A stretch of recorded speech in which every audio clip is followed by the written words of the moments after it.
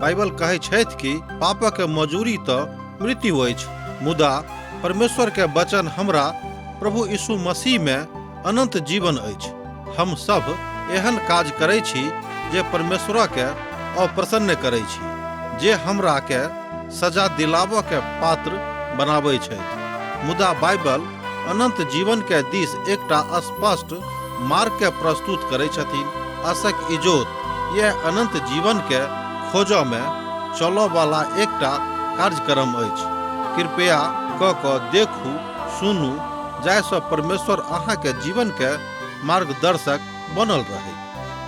आशा के इजोत मैथिली कार्यक्रम में हम एक बेर और अहाँ के अभिनंदन प्रभु यीशु मसीह के मीठ आ पवित्र नाम से कह रहल छी। हमरा सब अखन कुलुसियो के पोथी के अध्ययन में लागल छी। आजुक दिन हमरा सब एहि पोथी के तेसर अध्याय के 11 पद से लऽ कऽ 25 पद धरि देखब। मसीह अर्थात प्रभु यीशु मसीह जे देहिक अंग हुनक रहन, हमरा सब अब हुनक अंग बनि गेल छी, अर्थात हुनक देही के अंग भ गेलहुँ हैं। तैं कलीसिया के प्रभु यीशु मसीह के अंग बतावल गेल अछि, अर्थात हमरा सब अब प्रभु यीशु मसीह के देही के एकटा छोट हिस्सा भ गेलहुँ हैं। हमरा सब हुनक देही में अब जुटि गेलहुँ हैं। अब जे किछ हमरा सभक जिंदगी में अछि ओ मसीह के छथि। तैं अब नहि तऽ केओ यूनानी बचि गेल, नहि केओ यहूदी रह गेल, आ नहि केओ अन्य दोसर जाति के भ गेल, कियाक तऽ धर्म आ जाति के नाम पर अब कोनो विभेद प्रभु यीशु मसीह में नहीं अछि। अब जे केओ प्रभु यीशु मसीह के ठिकाहा ओ हुनक भ गेलखिन, और अब हम कोनो अर्थात एठाम अब कोनो प्रकारक भेदभाव नहीं अछि। यह बात आजुक दिन हमरा सब गोटे बुझबाक अछि कि अब जे केओ मसीह में छथि ओ मसीह के भ गेलाह।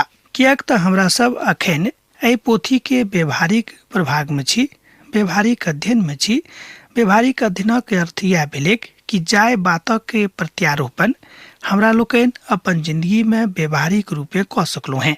हमरा लोकनि आगाँ एहि तरह देखै छी कि हमरा सब गोटे के एकटा व्यवहारिक मसीही बनबाक अछि, एकटा व्यवहारिक विश्वासी बनि कऽ एहि संसार में रहबाक अछि, जाहिसँ हमरा सभक जिंदगी सँ प्रभु यीशु मसीह के इजोत झलकै के। तैं परमेश्वरक चुनल लोकक जकाँ ध्यान दियौक, तैं परमेश्वरक चुनल लोकक जकाँ आ जे पवित्र और प्रिय छथि, बड़ करुणा और भलाई और दीनता और नम्रता और सहनशीलता के धारण कैने छथि। हमरो सब गोटे के एही सबटा बातक धारण करबाक अछि। तहन अहाँ सुनने होबे बा अहाँ बुझैत होबे कि बात हम कतऽसँ बाजलहुँ हैं। ई बात हमरा सब एही पोथी सँ बाजि रहल छी, अर्थात एही पोथी सँ हमरा लोकनि सीख रहल छी। हमरा संगे अहाँ देखियौ कुलुसियो पोथी तकर 3 अध्याय आ तकर 12 पद। तैं परमेश्वरक चुनल लोकक जकाँ आ जे पवित्र और प्रिय छथि, बा करुणा और भलाई और दीनता और नम्रता और सहनशीलता के धारण कैने छथि। एहि तरह हमरा लोकनि सीख रहलहुँ हैं कि एहि सबटा बातक हमरा सब गोटे के धारण करबाक अछि। कोन कोन बात?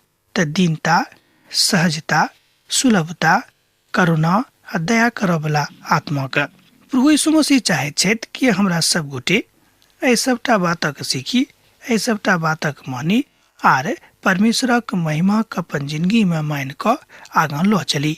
अब गावल जा सकै छै कि हे प्रभु अहाँ हमर जिंदगी में चलि आउ, हे प्रभु हम अहाँके निहारै छी। एहि तरहक जँ अहाँके मोन से, अहाँके हृदय सँ, अहाँके मुखारवृंद सँ जँ वचन निकलैत अछि, जँ प्यार निकसैत अछि, तेकर मतलब यह भेलै कि अब अहाँ व्यवहारिक रूपे व्यवहार में प्रभु यीशु मसीह के माननाइ आरंभ कऽ देलहुँ हैं। कियाक तऽ हमरा सब अखन एहि पोथी के व्यवहारिक प्रभाग में छी, और हमरा लोकनि बड़ सावधानी सँ एहि बातक अध्ययन कऽ रहल छी। हमरा लोकनि सीखैत छी कि जे बात गंभीर अछि, जे बात सत्यक अछि, जे बात स्पष्टता सँ मसीह के प्रेमक दर्शाबैत अछि, ओहि बातक एही रीति सँ हमरा सब गोटे के सिखबाक अछि। परमेश्वरक चुनल लोक अर्थात मसीह के ऊपर विश्वास करऽ वाला लोक जहन ओ प्रभु यीशु मसीह के अपन जिंदगी में अंगीकार कऽ लेने छथि, हुनका अपन हृदय में स्थान दऽ देने छथि, हुनका अपन उद्धारकर्ता मानि लेने छथि, तहन हुनक शोभा, हुनक कृपा, हुनक करुणा, हुनक दयालुता और हुनक सर्वोच्च प्रेम मनुष्यक हृदय में विद्यमान भ गेल छनि। यह बात हमरा लोकनि प्रभु यीशु मसीह के पवित्रता में आजुक दिन सीख रहल छी। हमरा सब गोटे का ई बात सिखबाक अछि, मुदा परमेश्वरक महिमा में अहाँ अपन कथा क पाइ सकलू हैं जे प्रभु के महिमा के प्रकट करैत अछि। प्रभु यीशु मसीह अहाँक मनक, अहाँक मनोवृत्ति के, अहाँक विचारक जानैत छथि। कियाक तो परमेश्वर थिकाह ओ अहाँक तकलीफक जानैत छथिन। अहाँ कतऽ ठाढ़ छी, अहाँक आर्थिक अवस्था को नीक रीति से बुझैत छथि। अहाँ कतऽ ठाढ़ भऽ कऽ अपन परिवार क वा अपन जिंदगी के चला रहल छी, हुनका एहि सबटा बातक पूर्ण जानकारी छनि। तें व्यवहारिक रूपे, कोनो काल्पनिक रूपे ने, कोनो खाली पढ़े वाला बात से ने, मुदा व्यवहारिक रूपे अहाँक अपन जिंदगी के प्रभु के हाथ में देबाक अछि। आ जौं केओ एहि बातक कह सकैत छथि, आ जौं केओ एहि बातक दुख अपना से हटा सकैत छथि कि अब हम खाली प्रभु के ऊपर अपन आशा राखब, तहने अहाँ हुनका से किछु प्राप्तिक आशा राखि सकलू हैं। एहि बातक अहाँ एहिठाम देख सकैत छी कुलुसियोक पोथी तकर 3 अध्याय आ तकर 13 पद में। आ जौं केकरो ऊपर दोख लगेबा के कारण होइक त एक दोसर गोटे का अही के लेल और एक दोसर गोटे का अपराधक क्षमा कऽ दियौक। जेना प्रभु अहाँक अपराधक क्षमा केने छथि, एही तरह अहूँ हुनक अपराधक क्षमा कऽ दियौक। एहिठाम हमरा लोकनि देखै छी झगड़ा झंझट, अर्थात एहि समाज में रहला के कारणे, एहि धरती पर रहला के कारणे मनुष्य बहुत बेर झगड़ा झंझट में फंसैत छथि। कियाक त हमरा सब जाय समाज में रहै छी, जाय ठाम रहैत छी, ओतऽ और लोग रहैत अछि। कियाक त हमरा लोकनि सामाजिक प्राणी थिकौं हैं, समाजक मध्य में रहैत छी। तहन एहि प्रतिरूप में बहुत बेर झगड़ा झंझटक सामना अहाँके करऽ पड़त, हमरो करऽ पड़त। मुदा एहि सबटा बातक परित्याग अहाँ कऽ सकैत छी। एहि सबटा बातक अहाँ देखा सकैत छी कि प्रभु यीशु मसीह में आबि गेलाक बाद ई सबटा गुण अहाँके जिंदगी में परिलक्षित भ सकै छै कि अहाँ अब केकरो से झगड़ा झंझट करवला मनुष्य नहीं थिको हैं। जौं ई गुण अहाँके जिंदगी में अछि, जौं एहि बातक सार्वभौमिक तथ्य अहाँके जिंदगी में आबि गेल अछि, तहन अब अहाँ एकटा नीक मसीही बनि गेलौ हैं। कियाक अब अहाँ परमेश्वरक माननाइ आरंभ कऽ देने छी और अहाँके जिंदगी से झगड़ा झंझट नहीं होइत अछि। पौलुसक एहिठाम विचार छनि जे ओ अब अर्थात मसीह अहाँके स्वभाव बातक लेल माफ कऽ देने छथि। अहाँके जे खराब स्वभाव छल तकरा लेल प्रभु अहाँके माफ कऽ देने छथि। अब अहाँके एकटा ओ नव मनुष्य बना देने छथि। प्रभु यीशु मसीह अहाँके माफ कऽ देने छथि अपन हृदय से, अपन आत्मा से, अपन जिंदगी से। हमरो सब गोटे के माफ करबाक अछि। एहिठामक बात ऊपर प्रेमक जे सिद्धांतक कटिबद्ध अछि, बान्हि लिअ। प्रभु यीशु मसीह के शांति, जिनका लेल अहाँ एक देही रूप में बजावल गेलौ हैं, अहाँ के हृदय में राज करेक अहाँ सर्वदा धन्यवाद देवा वाला बन गेलौ हैं। दोसर गप में अहाँ सर्वदा धन्यवाद देवा वाला बनल रहूं।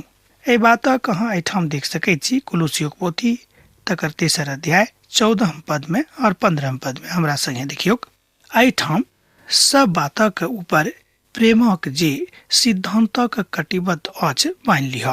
प्रभु यीशु मसीह के शांति, जिनका लेल अहाँ एक देहिक रूप में बजावल गेलौ हैं, अहाँ के हृदय में राज करेक अहाँ सर्वदा धन्यवाद दिय वाला बनल रहूं। विशेषता यह अछि कि जहन प्रभु के प्रेम अहाँ के हृदय में आबि गेल, अब अहाँ धन्यवाद देवा वाला मनुष्य बन गेलौ हैं और ई बात आ ई काज अहाँ के जिंदगी में सर्वदा होइत रहेक। दोसर गप में ई काज अहाँ के जिंदगी से सर्वदा होइत रहेक। एहि में कोनो दू मत नहीं रहे कि अहाँ आइ धन्यवाद देवा वाला छी, काल्हि अहाँ धन्यवाद देवा वाला नहीं रहूं, से गप नहीं। मान लियो आइ अहाँ के जिंदगी खूब नीक छल, काल्हि अहाँ कोनो बहुत विशेष तकलीफ में पड़ि गेलौ हैं, अहाँ के मन उद्विग्न भ गेल, अहाँ एम्हर उम्हर भ गेलौ हैं। मुदा स्मरण राखब व्यवहारिक रूप में, कियाक त अब हम मसीह के धिया पुता थिकौ हैं और मसीह के धिया पुता के की काज थिक, एहि बातक स्मरण अहाँ के रोज रोज बा बेर बेर करऽ पड़त।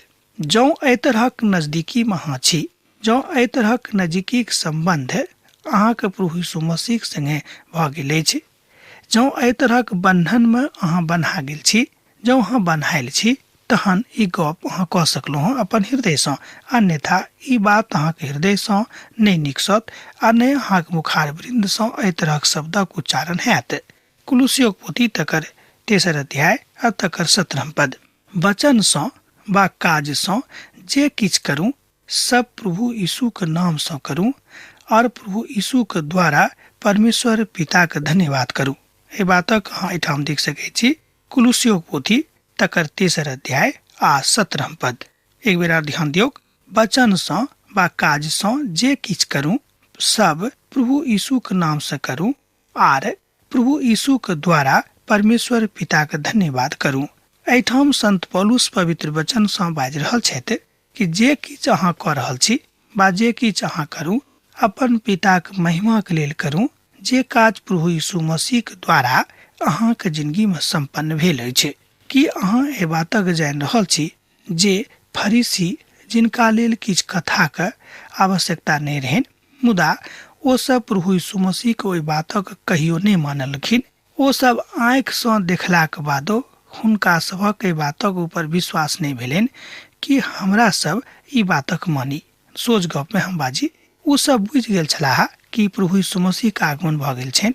ओ जानैत रहथि कि प्रभु यीशु मसीह थिकाह, मुदा हुनक बाजार कमजोर नहि भऽ जानि, हुनक दुकान बहुत कमजोर नहि भऽ जानि। एहि दुआरे ओ प्रभु सत्ताके स्वीकार करबाक लेल तैयार नहि भेलाह। आजुक युगमे एहि तरहक लोक छथि कि जानलाक बादो, बुझलाक बादो, सुनलाक बादो, देखलाक बादो ओ एहि गपके मानबाक लेल, ओहि बातक मानबाक लेल तैयार नहि हैत, किएक तऽ हुनक दुकान एहि बातसँ कमजोर भऽ जाइत छनि। एहि तरह हमरा लोकनि देखैत छी कि सबके व्यवहारिक बनबाक अछि। आगाँ अब हमरा लोकनि पारिवारिक जिंदगीक दिस आबि रहल छी। एहिठाम परमेश्वरक पवित्र वचन की कहैत अछि तकरा दिस ध्यान दियौ। कुलुस्सियोक पोथी तकर 3 अध्याय आ तकर 18 पद कहैत अछि कि हे पत्नी सब, जेना प्रभु में उचित अछि ओही तरह अपन अपन पतिक अधीन में रहू। एहिठाम एहि पद में घरक विषय में, परिवारक विषय में बतावल गेल अछि। एहिठाम प्रभु परमेश्वरक वचन कहैत अछि कि हमरा सब गोटे के अपन अपन जिंदगी का, तकरा बाद अपन अपन परिवार का प्रभु यीशु मसीह में मजबूत करबाक अछि।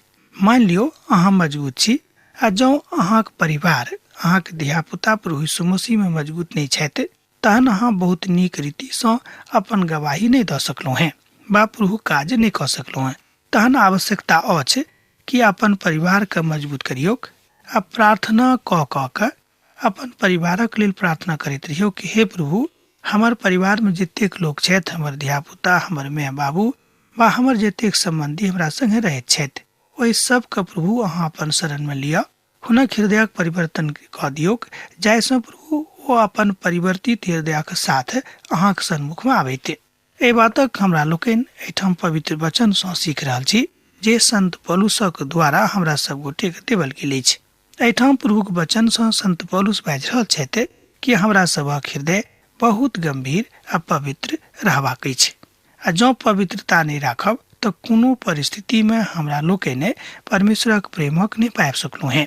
अधिकतासँ किछु बेसी अहाँके भेटत कि नहि भेटत, एहि बातक हम नहि जानै छी आ नहि एहि बातक जानबाक प्रयास करियौक। मुदा ई प्रयास करियौक कि अहाँ प्रभु यीशु मसीह के साथ मजबूती में आगाँ बढ़ि रहलहुँ हैं कि नहि। ई एकटा बड़ पैघ प्रश्न चिन्ह अछि। जेना कि स्त्रीगण एहि बातक ध्यान राखैत अछि कि ओ जतऽ छथि हुनक काज नीकसँ भऽ रहल छनि कि नहि। एही तरह ई स्वभाव जेना एकटा नीक स्त्रीके रहैत छनि, एही तरहक स्वभाव हमरा सब गोटेके रहबाक चाही कि हम जे कऽ रहल छी एहि बातसँ हमर प्रभु खुश छथि कि नहि, हमर पिता आनन्दित भेलाह कि नहि। आगाँ एहि तरह हमरा लोकनि पारिवारिक एकटा आओर आदेश देखैत छी पवित्र पोथीसँ पद 19 में अध्याय भेल 3। एहि तरह पवित्र वचन कहैत अछि कि हे पति सब, अपन अपन पत्नीसँ प्रेम करू और हुनका संगे कठोर व्यवहार नहीं करू। जे पति अपन पत्नीसँ प्रेम राखैत छथि ओ हुनका संगे कहियो कठोर व्यवहार नहीं कऽ सकैत छथि। एही तरह जे पति अपन पत्नी सँ वा पत्नी अपन पति सँ प्रेम राखैत छथि हुनको जिंदगी में एही तरह के समर्पणक आवश्यकता अछि। एहिठाम 19 पद में विशेष कऽ कऽ पति के लेल आदेश छनि कि अहाँके अपन पत्नीक संगे ओही तरहक व्यवहार करबाक अछि जेना एकटा विश्वासिक रहबाक चाही, जेना मसीह अहाँके सिखौने छथि। आगाँ हमरा लोकनि देखै छी, अब धिया पुताक दिस बढ़ रहलहुँ हैं। कुलुस्सियोक पोथी तकर 3 अध्याय तकर 20 पद में एहिठाम धिया पुताक लेल आदेश छनि, हे धिया पुता सब, समस्त बात में, एक बात में ने, समस्त बात में अपन माय बाबू के आज्ञा का पालन करूं, कियाक त प्रभु एहि बात सँ प्रसन्न होइत छथि। कुलुस्सियोक पोथी 3 अध्याय तकर 20 पद एहि बात कहैत अछि। धिया पुता का अपन अपन माता पिता के आज्ञा के पालन करबाक छनि। धिया पुता के ई कर्तव्य छनि जे ओ अपन माता पिता का आदर करेक, हुनक आज्ञा के पालन करेक, जेना कि मसीह में हमरा सब अपन मसीह के आज्ञा के पालन करैत छी। ऐसे की हैत कि अहाँक बाड़ी के वातावरण, अहाँक बाड़ी के आत्मिक सुरक्षा रहत। ऐसा की हैत कि अहाँक घर में, अहाँक बाड़ी में परमेश्वरक महान प्रेम झलकैत रहत। लोग दूरे सँ बाजि सकैत छथि कि एहि बाड़ी के देखियो एहिठाम परमेश्वरक लोक रहैत छथि। एहि तरहक गवाही अहाँके परिवारक रहबाक चाही, तहने अहाँ अपना आप के एकटा व्यवहारिक मसीही बाजि सकलहुँ हैं।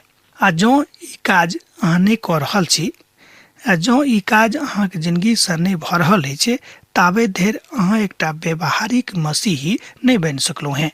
हे माता पिता सब, आगाँ एहि तरहक आदेश हमरा लोकनि एहिठाम पवित्र पोथी में देखैत छी। कुलुस्सियोक पोथी 3 अध्याय तकर 21 पद, हे माता पिता सब, अपन अपन धिया पुता के तंग नहि करियोक, एहन नहि भऽ जाय जे ओकर साहस खत्म भऽ जाय। एकर अर्थ यह भेलै कि अपन अपन धिया पुता के अधीनता में रखबाक छै, अपन अपन धिया पुता के मसीह के प्रेम में रखबाक छै। एकर अर्थ ई नहि लगायब कि हुनका अहाँ ततेक अधीनस्थता में आनि दियौक कि हुनका बुते आब कोनो काज करनाइए संभव नहि छनि वा नहि भऽ रहल छनि। हुनका मसीह के प्रेम में बढ़ाबियौक, हुनका मसीह के प्रेमक सिखाबियौक, हुनका आगाँ बढ़ेबाक बाटक देखाबियौक जेना मसीह बाजैत छथि। कियाक त पवित्र शास्त्र बाइबिल बताबैत अछि, भजन संहिता में लिखल अछि कि बढ़ोतरी ने त उत्तर सँ आ ने दक्षिण सँ आ ने पूरब सँ वा ने पश्चिम सँ, मुदा बढ़ोतरी त प्रभुक दिस सँ अर्थात सरंग सँ आबैत अछि। एहिठाम सरंग शब्द स्वर्गक दिस इशारा करैत अछि, जतऽ प्रभु यीशु मसीह अपन पिताक दहिना कांत में विराजमान छथि। यह बात हमरा सब गोटे सीखनाइ बड़ जरूरी भऽ जाइ छै। जे किछु अहाँ करैत छी ओहि बातक तन मन से करू। आगाँ कुलुस्सियोक पोथी में हमरा लोकनि एहि बातक देखै छी 23 पद में 3 अध्याय के, जे किछु अहाँ करैत छी ओहि बातक तन मन से करू। अहाँ ई बुझ कऽ करू जे अहाँ अपना लेल नहि मुदा अपन परमेश्वरक लेल कऽ रहल छी। एहि बातक एहिठाम हमरा लोकनि देखलहुँ हैं एही पोथी के 3 अध्याय के 23 पद में, अर्थात कुलुस्सियोक पोथी 3 अध्याय तकर 23 पद। जहन पौलुस बाजैत छथि कि अहाँ अपन मोन से काज करू, ई बुझ कऽ नहि जे अहाँ अपना लेल कऽ रहल छी, मुदा ई बुझ कऽ जे हम अपन उद्धारकर्ता, अपन प्रभुक लेल, अपन मसीह के लेल, अपन जे हमर प्यारा छथि हुनका लेल कऽ रहलहुँ हैं, जे अहाँ से प्रेम राखैत छथि, जे अहाँके ध्यान राखैत छथि। कियाक त पवित्र पोथी बाइबिल कहैत अछि कि अहाँ घबरायब नहि, कियाक त प्रभु का ध्यान अहाँके ऊपर अछि। अहाँके ओ विषय में जानैत छथि कि अहाँ कोन अवस्था में छी, अहाँके अवस्था केहन अछि। पवित्र पोथी बाइबिल स्पष्ट करैत अछि कि प्रभुके अहाँके ध्यान अछि जे अहाँ कतऽ छी आ कोन अवस्था में छी। कुलुस्सियोक पोथी 3 अध्याय आ तकर 24 पद, मोन से काज करू जाहिसँ अहाँके परमेश्वर प्रसन्न भऽ जेताह। अर्थात जे किछु अहाँ करैत छी अपन परमेश्वरक लेल करू। अहाँ जानैत छी जे अहाँ एक बदला में प्रभु सँ मिरास भेटत। अहाँ प्रभु यीशु के सेवा करैत छी।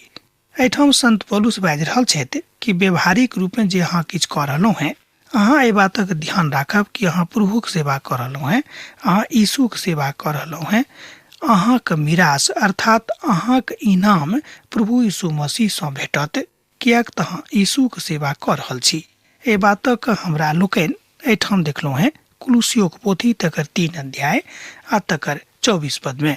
एठाम संत पौलुस ओहि बातक बाजि रहल छथि कि अपना हिसाब किताब नहि राखू, मुदा जेना जेना प्रभु बाजैत छथि ओही तरह अहाँ अपन हिसाब किताब करियौ, किएक तऽ आत्मिक बात, आत्मिक दशा एहि बातक दिस बताबैत अछि कि अहाँ कोना के जा रहलहुँ हैं आर अहाँ कोना के कऽ रहलहुँ हैं।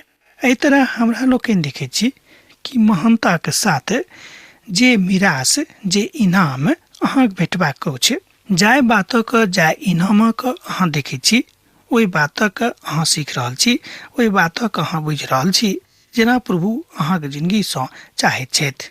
एहिठाम बताओल गेल अछि, बताओल जा सकैत छै जे प्रभु यीशु मसीहके नेह अहाँके जिंदगीमे अछि और सब दिन हुनक नेह अहाँके जिंदगीमे रहत। किएक तऽ जे बुरा करैत अछि, ध्यान दियौ, किएक तऽ जे बुरा करैत अछि ओ अपन बुराई के फल पौताहा, ओतऽ तऽ केकरो पक्षपात नहि हेतिक। एहि बातक हमरा लोकनि एहिठाम कुलुसियो पोथी तकर 3 अध्याय आ तकर 25 पद में देखैत छी। एक बेर हमरा संगे देखियौ, किएक तऽ ओतऽ जे बुराई करैत छथि हुनक बुराई के फल ओ पौताहा, ओतऽ केकरो पक्षपात नहि हेतिक। दोसर गप में, किएक तऽ जे बुराई करैत छथि ओ अपन बुराई के फल भोगताहा, किएक तऽ ओतऽ केकरो पक्षपात नहि हेतिक।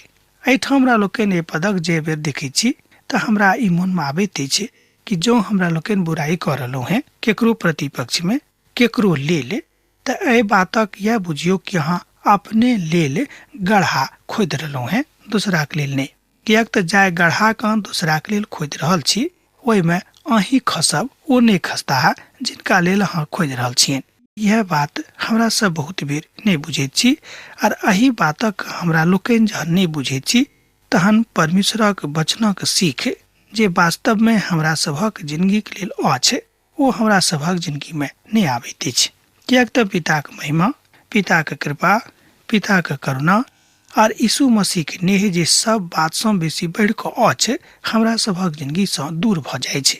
यह बात आजुक परिप्रेक्ष्य में हमरा लोकनि एहिठाम देख रहलहुँ हैं। अब हमरा विदा दिअ। हम सोचैत छी जे अब अहाँ से विदा लेब, किएक तऽ हमर बेरा भऽ गेल अछि। जेना अहाँ सब हमरा एहिठाम पाती लिखैत रहै छी, लिखैत रहब, हमरा बिसरायब नहि। यीशु के नेह अहाँके जिंदगी में बनल रहेक। आमीन।